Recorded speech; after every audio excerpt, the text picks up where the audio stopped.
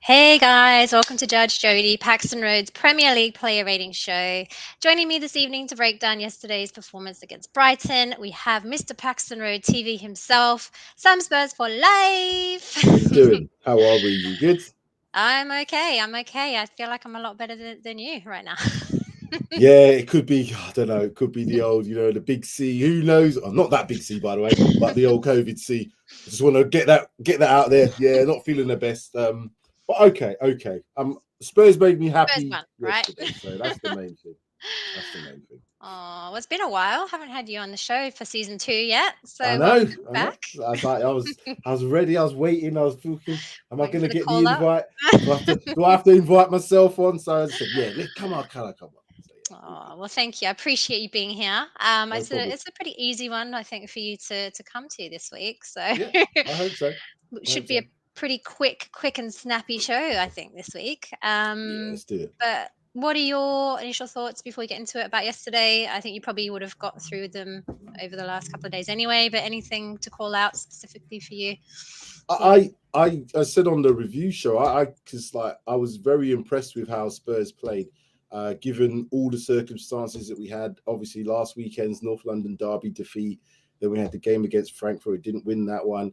Yeah. Obviously, with Jean-Pierre, it was all really, really damaging in terms of, the emotional side of things. And you could see it in Conte in his pre-match press conference and all the rest of it. And then just during the game as well, it was really an emotional thing. So I give Spurs a lot of credit, always coming off the back of a Champions League game away from home, a Brighton team that had been unbeaten at home since we beat them in March. Good performance to come away with a 1-0 victory, man. That's it. Yeah. You've done it.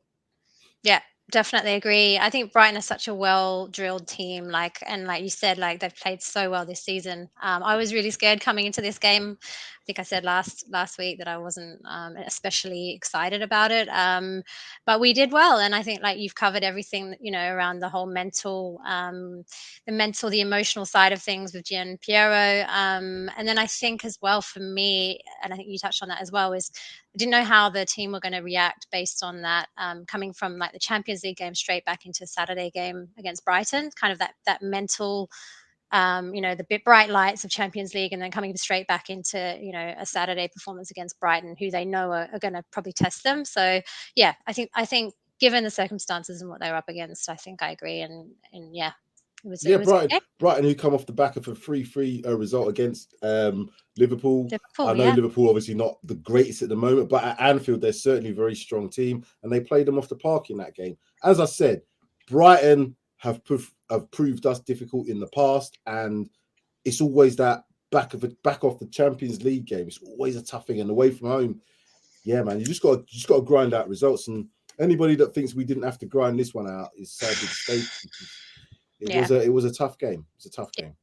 Yeah, I couldn't agree more. Right, let's get into it. I mean, before we get into it, guys, please like and subscribe to Paxton Road. I think Sean's given a few little hints here. Subscribe and like. So thank you for that, Sean.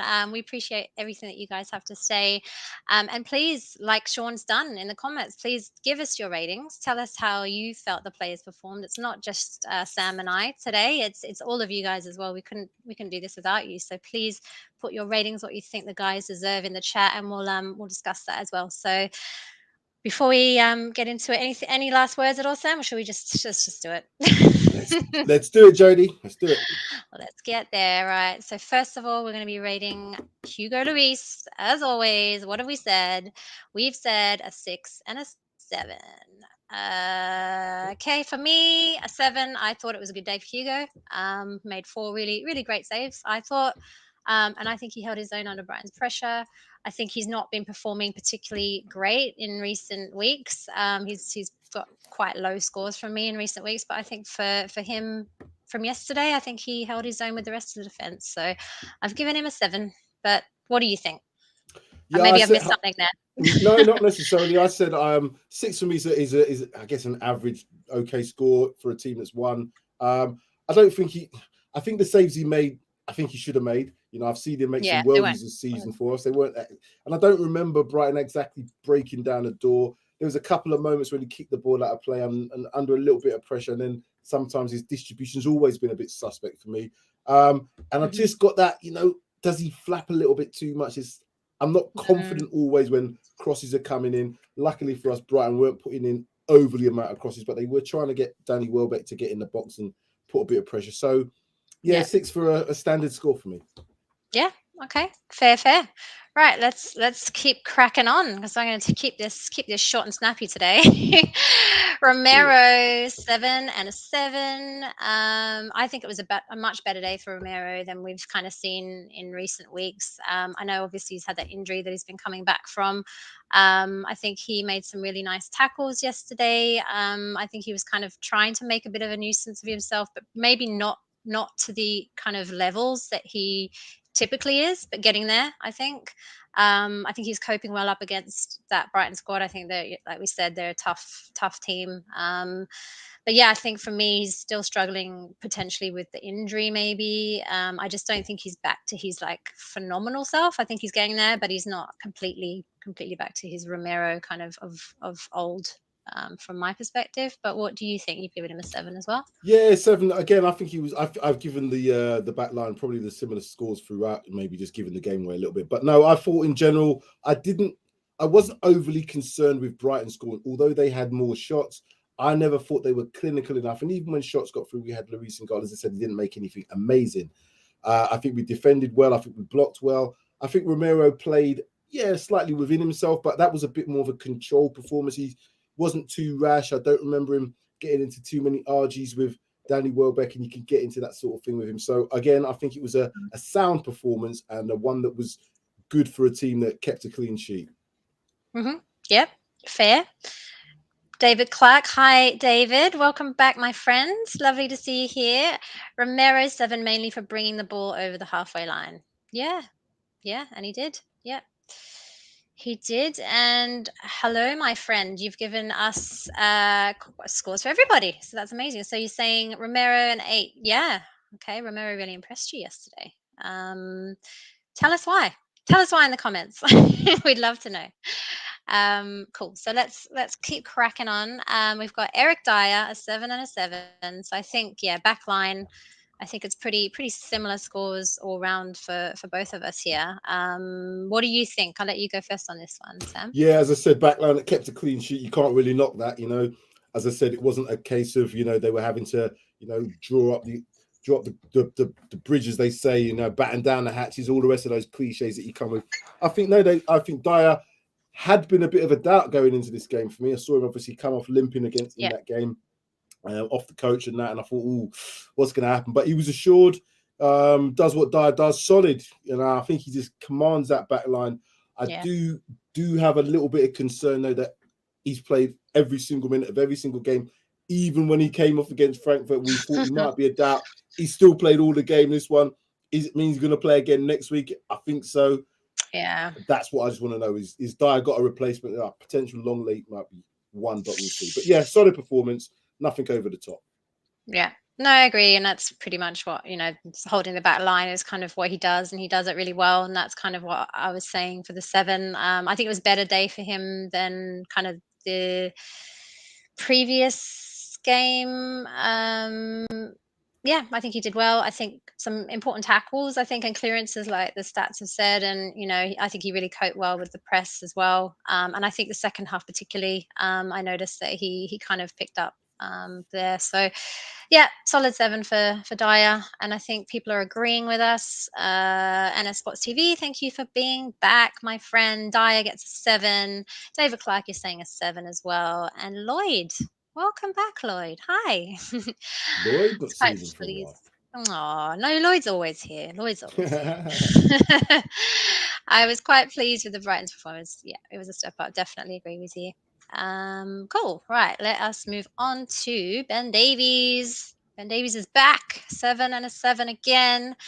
I think again, decent, dependable Ben performance, a 7. Like, I think he played well because it was his return as well. He's had a few games off for us, but it didn't show that he had kind of had any time off, I don't think, from my side. I think he was working really well with Sess. I think he was defending really well, and I don't think too much got past him really on the day. So for me, again, like a 7. Yeah. Are you a fan of Ben Davies, Jodi, in general? I'm not a fan. I'm not a fan. Let me turn that around. Sit on the fence. Get them spindles. Get them splinters I out. mean, he's not my favorite player. I'll give you that much. He's a dependable player for me. Yeah. He doesn't excite me. I'm sorry, Okay. Ben, but you don't excite me. You don't give me kind of when I see Ben on the sheet, I'm not kind of like, oh yes, Ben's playing kind of thing. It's not. No, the only reason I ask that is because obviously Longley for me has played in that position, and I think he's looked more assured, looks more confident in terms of passing the ball and his passing range and all the rest of it. I even think bringing the ball out, although Ben Davies brought the ball out quite a lot yesterday. He's a dependable player. So what I'm saying is, if you can depend on him even when he's not the starter, this is the type of player that we need to have in our squad. I can't stress how much we need someone like Ben Davies. He might not be now the starter if Longley gets to play, but whenever he plays, you want him to be a 7. You want him to be able to come in and block shots, clear, and not be like sulking, well, I've not been in a team, and start making mistakes and be jittery. That's what I like about Ben Davies. Been out for a few games, but it's come in and just slotted straight back in. Dependable. Yep, definitely agree. Lloyd is saying he's solid, maybe not an exciting player. Yeah, agree. I think Longley excites me a bit more. When I see his name on the starting lineup, I'm just like, oh, okay. Oh, okay. Oh, maybe it's because he's new. Oh, okay. All right, let's move on. We're gonna move on to Matt Doherty, and a player that doesn't excite a lot of people. Bit of a marmite player, I think. Maybe I should have asked you the question about this player. I'm not saying myself here. I'm not saying myself. I think you and I both know who we're talking about. It's a certain Paxton Road family member. I'm not going to give his name, but you're watching. I see you. Right, a 7 and a 7. 7's all round again. Yeah, I don't know. I think, like, going on with that kind of tangent, I think a lot of people think that he's done. I think some people think he's kind of been and gone, this guy. But I was really happy to see him get a start, because I was actually expecting him to play, or to start actually, primarily all of the games that we've had this season, at the very beginning of the season. And yeah, we haven't seen him. And yeah, is that an injury situation, or is that a kind of a tactical thing? Is that Conte not trusting him or preferring Emerson over him? Yeah, not sure, but I was happy to see him. What were you? Yeah, sorry, I was going to say I think we've got to give some respect. I'm going to put some respect on Matt Doherty's name. Yeah. I'm not going to call him Dorothy. I'm not going to call him Doherty. I'm going to call him Doherty because that's his name. I have to put some respect on him.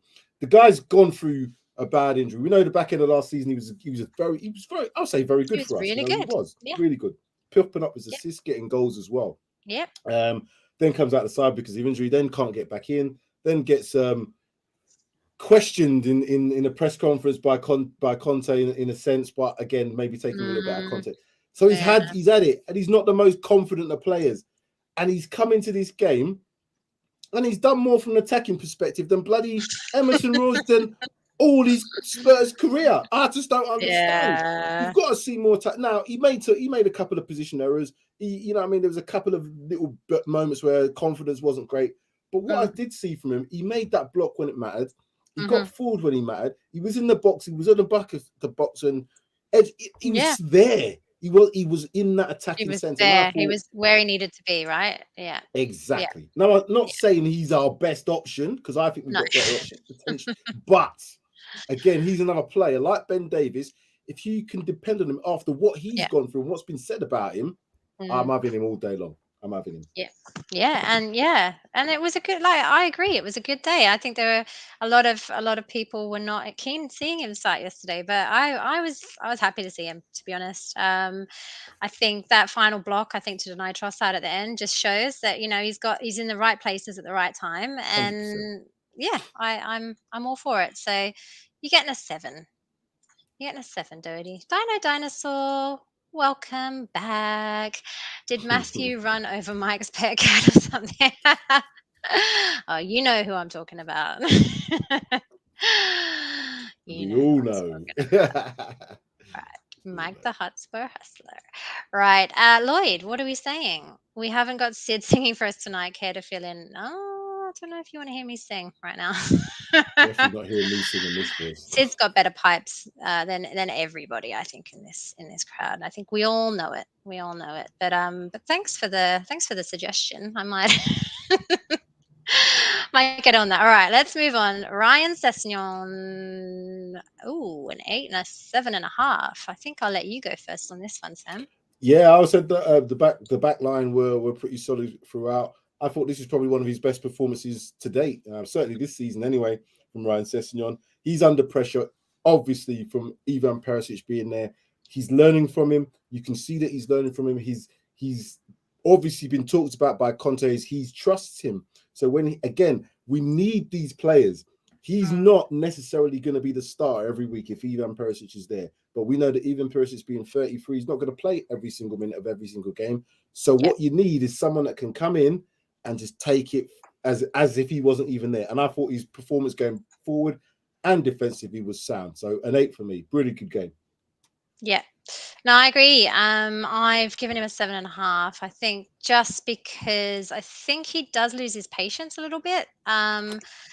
I think it was a very busy game for him. I think he was up and down the pitch, like, all throughout the game. I think defensively, I think he was probably the most lively in our squad for me. I think he's working well both like in defense and also some of those crosses that he made as well, like were actually like on point. So yeah, I think for me, I just marked him down a little bit from I came away from that game thinking he was deserved man of the match, definitely, I think, for his performance. I just do think that he lacks a little bit of patience. And I think he was really lucky not to get booked just before half time there. But I think for me, yeah, it was a really, really good performance. And I'm a massive Cess fan, so I like to see him playing and getting some swap outs with Perisic and getting to see the learnings as well that he's getting from Perisic. I think is really good. So he makes a few positional errors. I was watching the game with Darius 3K and I said he does make some positional errors, but what he's got for going for him is he's got that recovery. He's athletic to get back. Yeah. Whereas, someone like Trent Alexander who's going through a bit of a period at the moment, even though he gets caught out, he doesn't seem to have the athleticism to get back. This guy does. So again, if you learn by your mistakes, you can learn that positional sense. He's going to be a real asset to us this season. Yeah, definitely. Shawnee, what are you saying? Not the biggest fan of Sessegnon, but happy to give him flowers for last night. Oh, what kind of flowers are you giving him? Roses or tulips? Anyway, let's move on. Højbjerg, Pierre-Emile Højbjerg. What are we saying? Oh, a 9 and an 8.5. That is a big score there, Sam. My man of the match, definitely my man of the match. I thought Højbjerg, everybody's kind of no, I say everybody. I always use that phrase. I've thought Højbjerg came to us as more of a defensive midfielder. He was going to fill in that position, just to pick things up. And he had played that under Jose. He was pretty much dropping into that back line, bringing the ball out, playing the pass, nice and simple, but not doing anything too much from a forward perspective. This guy yesterday was doing some flicks and little things and beating man, beating the press, turning, passing the ball, getting back in defense, blocking, getting forward into attack. He's lost about half a stone or whatever it is because he's facing like Matt Doherty. They're both really gone. Like they've got like action man syndrome or something. Yeah, action man, the face is gone. True. And he's just really, really good. I really liked him yesterday. I thought he was excellent, both in defense and in attack. And I think having Basuma there just to protect them both, Bentancur and him, gave them license to really play really well. Man the match for me.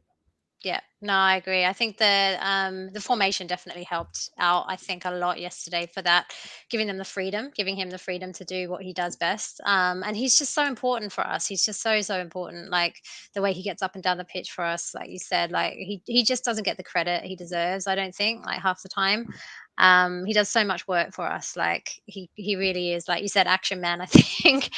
I think I bumped him up as well a little bit just because of the pass to Son. I think the involvement in the goal. He also had that involvement there. So yeah, he did really, really well for us yesterday. So 8.5 is, I think it's the highest score for me. So yeah, I'm a harsh judge, and that's what I'm given. So That's what some judges are harsh. They the ones that give out them that's hard it. sentences. That's You know it. them judges you go to, they think, oh, not Judge Jodi. She's gonna give me 10 years. I should have only got 3. Nah, you're getting you're getting an 8.5, Olivia. I'm sorry. Oh, David's saying 8. 8. A favourite of mine, but it worried me because after 30 minutes he looked knackered. Well, no wonder he looked knackered. He was putting a shift in yesterday. Lloyd. Oh, hit that like button. Thank you, everybody. Listen to Lloyd. Lloyd knows what's up.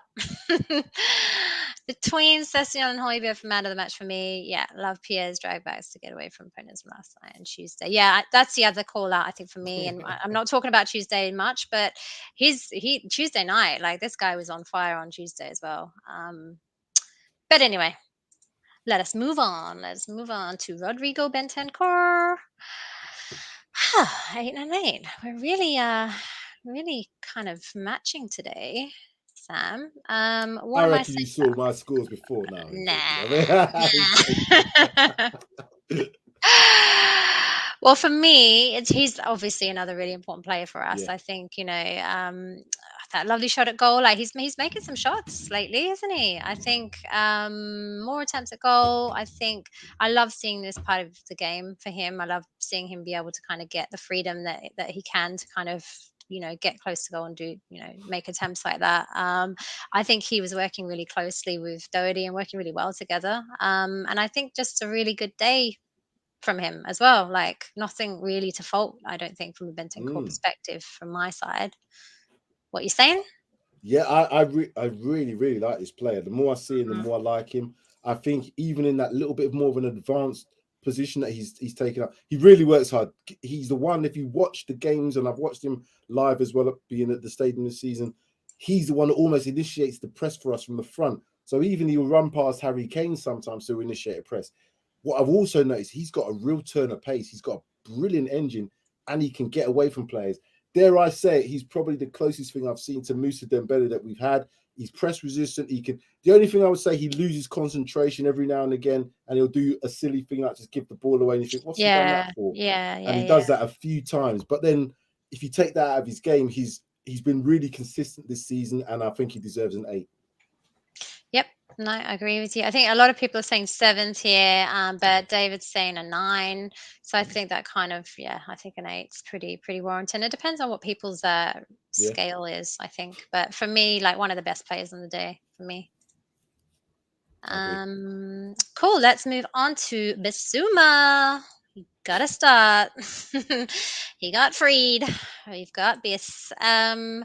6 for me. I think, I was really happy to see him start. I just think he's maybe a little bit rusty. I think he's not had much of a chance at all, really, to start for us. I do think maybe he could have stepped it up a little bit more considering he's playing Brighton. I don't know. I just think that maybe he hasn't had much of a chance to play yet. Like, I think the yellow card for me was why I bumped him down. I think it's a silly mistake to make, which again, similar to last time, like he picked up a yellow quite quickly last time. And I just think he needs to use his head a little bit more for me. I don't think any of it's really his fault in terms of like the rustiness. He's not got a chance to play. So it's obviously because of that. But I think he did offer Højbjerg and Bentancur a platform to kind of, allow them to get the scores that they did and allow the freedom for them to help us, in the middle there. So I think I also enjoyed it was a bicycle kick he did as well, just before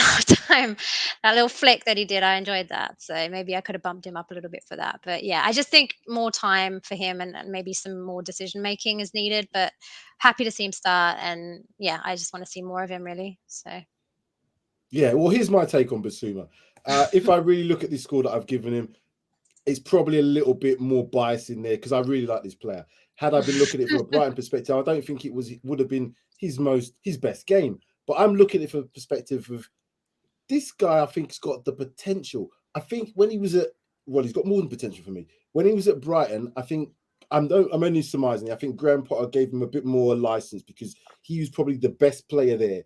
You can almost do what you want, Basuma. Just go and show us what you can do. And he's taken that freedom and done what he did at Brighton.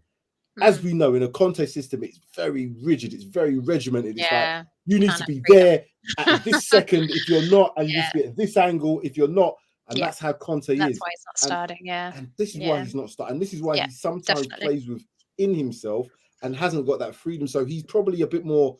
I'm going to play easy. I'll play the easy ball as opposed to doing the thing that I've seen him at Brighton, where he'll shimmy, he'll beat two men and knock the ball over the top. You don't see him doing that. He plays very safe.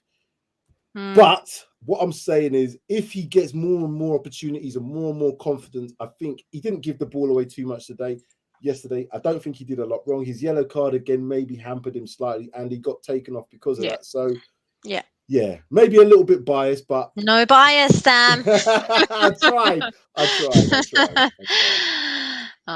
Well, I think the majority of people are agreeing with me, so that goes to show there is a bit of bias in there. I think most people are saying 6, tricky one. Thank you for being back, buddy. Good to see you. David Clark, Basuma 6, stupid yellow card. Yeah, I agree with that 100%. Lloyd is agreeing exactly what you're saying about Bentancur, so spot on there, Sam. Well done. Heung-Min Son. Oh, my boy Sonny. What we saying? What we saying today? I was going to say, had you given 7, I was going to say there was definitely bias in that as well. But you give 6.5. No, I think for me, 0.5 for the assist. And because I put him back in my fantasy team this week and he got me points. So thank you, Son.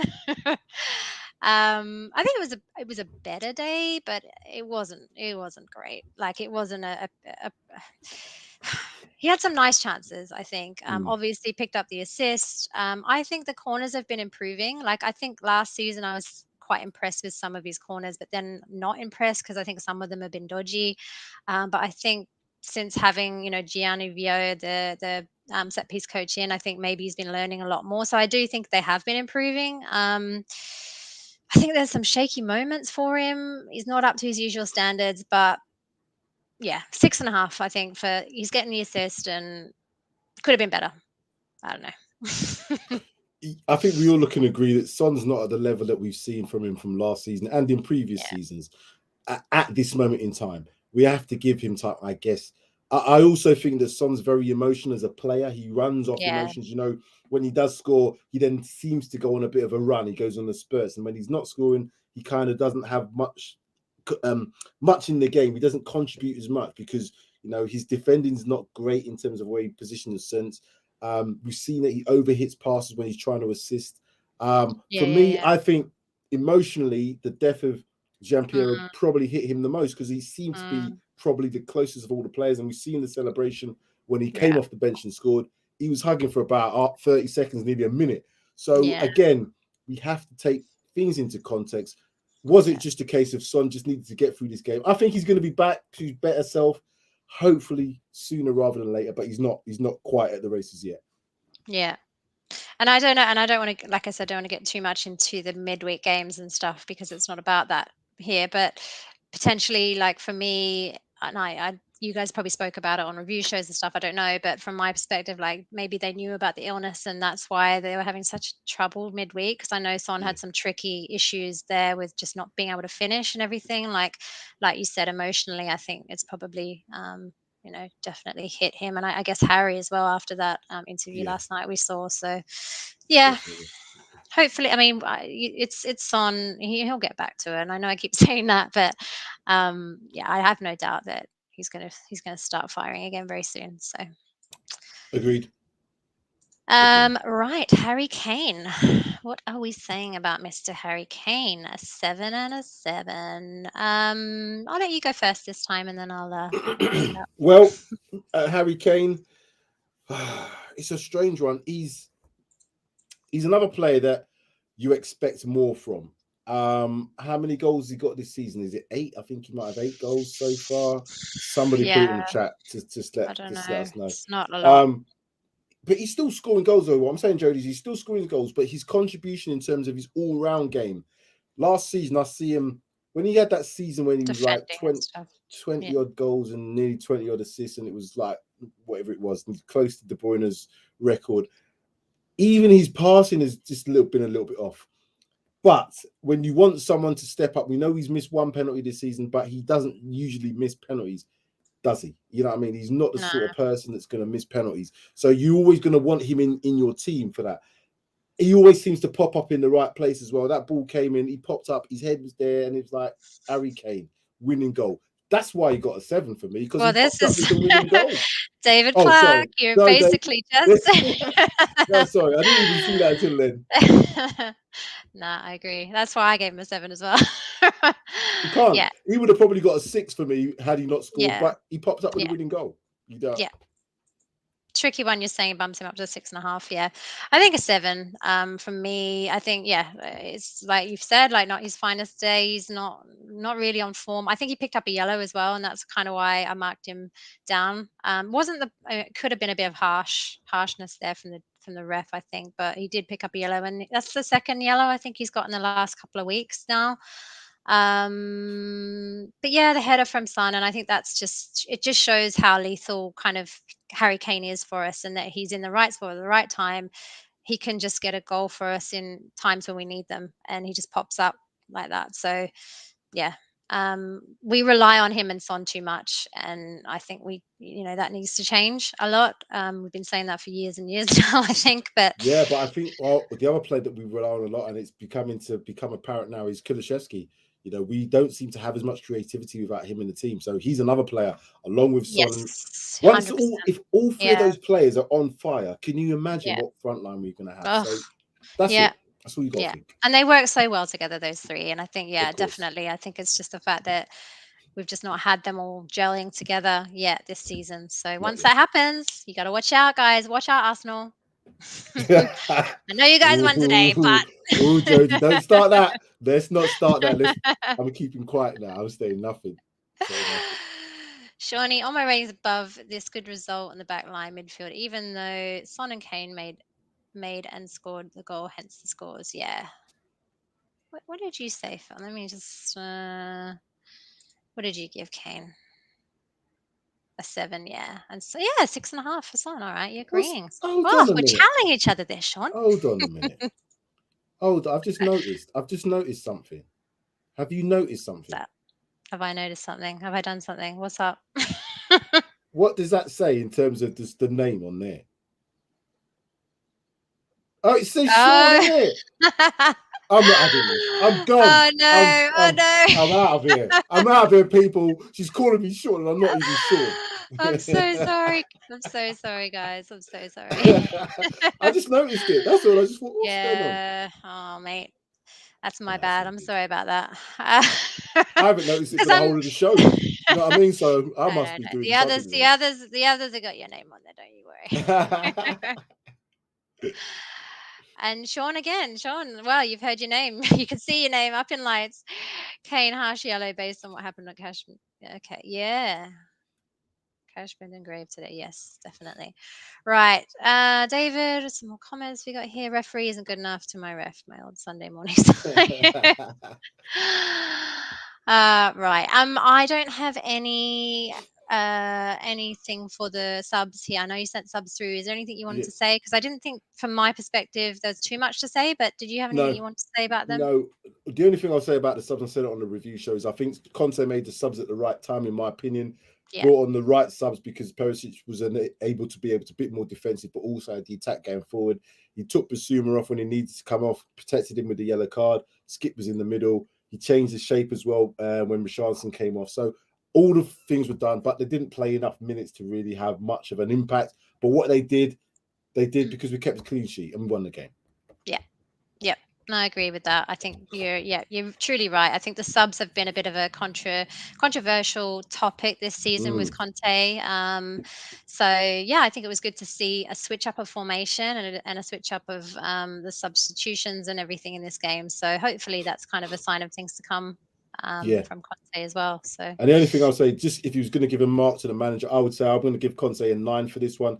He must have been under some serious emotional, because he must have, like you were saying, Jodi, he must have known that he was ill. Oh no, it was a short illness. They must have known, and then obviously for it to happen so quickly for someone that's known him for so long, it can only be devastating. It can only be. 100%. Yeah, no, I agree. It's truly saddening. And I think for this week as well, just moving on from there, we're not having a crime of the week this week. I think what I wanted to do is just really to take a moment to pay some respects to Gian Piero Venturone. So I think from my perspective, and I think everyone at Paxton Road, like, he's a truly amazing man. And from everything, I don't know a whole lot about him, but from what I know about him, from what Conte and the players and, everybody says about him, he was a truly amazing man and held so much in their hearts, and I think he's going to be so missed by the whole community. And I think from our side, I just really wanted to kind of give that respect and just say we're really saddened to hear that, and I'm sorry to hear that. So I think we just hope that his family find peace and love and comfort, knowing that he was touched by all members of the Spurs community. And from our side, we really respect you and thank you for everything. Definitely, when you see all those tributes come out from the Spurs players, and they've only known him, for some of them only known him since November, some of them only known him since they've come into the club in June, July, and he did seem to be a really big figure. And the emotion, I'm hoping that this, you never want events like this to have to pull people together, but it usually does. It can go one of two ways. It could have been really devastating had we not won and all the rest of it. I know football plays a bit of a second fiddle to anything when it comes to life, but I'm hoping that this kind of bonds the players. They'll play for him now, they'll play for his memory and what he's kind of instilled in the club. So 100%. Rest in peace. Yeah, rest in peace. Very well said. Okay, so that was it for our show today. Frankfurt again Tuesday. It's a must win. Like, we got to win it, right? So, it's a must win. We have to win both our home games, Jodi, because we can't take a chance in the away game against Marseille, because that's going to be tricky. We have to take a maximum points in the 2 home games that we've got left. That's all I'm going to say. Yep. Oh, we've got the review.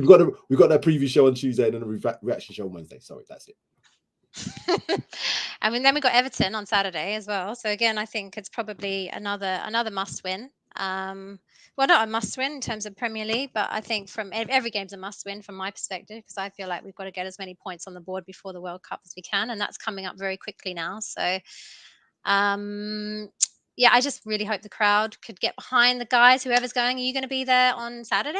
Yeah, I'm there on Saturday. So I'm looking forward to the game. Everton are going to be a tricky proposition. He's got Frank Lampard. He don't like Spurs as it is, so he's always going to make it tough. He don't like us one bit. We don't like him, so it don't really matter. But he's always going to make it hard. Everton have got a few eggs in there, a few things that could probably upset us. But if we play to our ability and we've got enough rest time in there, I think after the game, if we make them changes, depending on what Conte does, we should get the 3 points. That's what I want, 3 points.